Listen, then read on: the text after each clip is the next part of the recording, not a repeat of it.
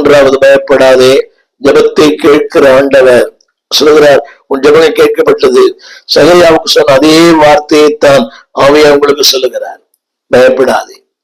உன் ஜபங்கள் எதற்காக ஜெபித்தாயோ, உன்னுடைய ஜபங்கள் ஊழியத்திற்காய், குடும்பத்திற்காய், உன் தேவைக்காய், உன் வியாதிக்காய், உன் பிள்ளைகளுக்காய் இந்த ஜபம் இந்த கிறிஸ்துமஸ் நாட்களிலே கேட்கப்பட்டது.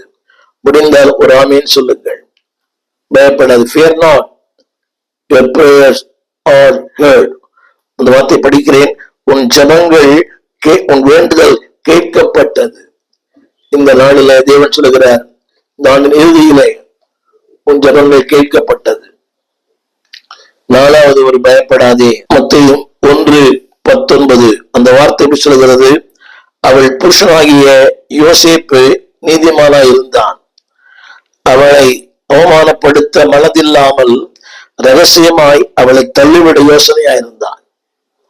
இப்படி சிந்தித்துக் கொண்டிருக்கையில் கர்த்தருடைய தூதன் சொப்பனத்தில் அவனுக்கு காணப்பட்டு, தாவீதின் குமாரனாகிய யோசேப்பே, உன் மனைவியாகிய மரியாளை சேர்த்துக் கொள்ள ஐயப்படாதே. தமிழ்ல ஐயப்படாதே, ஆங்கிலத்துல fear not. ஆங்கிலம் படிக்கிறேன். fear not to take unto the Mary the wife. fear not, பயப்படா. Tamil ஐயப்படாதுன்னு வார்த்தை, ஆங்கிலத்துல fear not. இதை கேட்டுக்கொண்டிருக்கிற அன்பு தேவனுடைய பிள்ளையே, திரும்ப கூட அதே சொல்லுகிறேன். ஒருவேளை குழப்பங்கள், போராட்டங்கள், இந்த வார்த்தையை படிக்கிறேன்.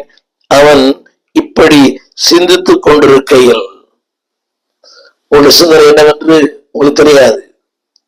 அன்பார்களே, உங்கள் சிந்தனை அறிந்திருக்கிற கர்த்தர் வார்த்தைகளை மட்டுமல்ல, மொழிகளை மட்டுமல்ல, உன் சிந்தனையை, உன் நினைவுகளை, உன் நோக்கத்தை, உன்னுடைய வாழ்க்கையின் எல்லாவற்றையும் அறிந்திருக்கிற கர்த்தர் சொல்லுகிறார், பயப்படாதே, பயப்படாதே. அதுக்கு இன்னொரு வார்த்தை, அதுல சரியான விளக்கம் என்னவென்றால், அதாவது உன்னுடைய கீழ்ப்படிதலை நான் பார்க்கிறேன். பயப்படாதே. இது புதிய கருத்தா இருக்கலாம், கவனியுங்கள். அதுல சொல்லப்பட்டிருக்கிறது, யோசேப்பு நீதிமானாய் இருந்தான், அவளை அவமானப்படுத்த மனதில்லாமல். இன்றைக்கு பாருங்களேன், தூற்றி திரிகிற உலகம், கணவனை, மனைவியை, பெற்றோரை தூற்றி திரிகிற உலகம். நிறைய குடும்பங்கள்ல கணவனை தூட்டி திரிகிற பெண்கள் ஏராளம், அதே போல மனைவியை தூட்டி திரிகிற கணவர்களும் ஏராளம், பெற்றோரை தூட்டி திரிகிற பிள்ளைகள் ஏராளம், சகோதர தன்னுடைய உறவுகளை தூட்டி திரிகிற மக்கள் ஏராளம். வேண்டாம். அந்த வார்த்தை சொல்லப்படுது,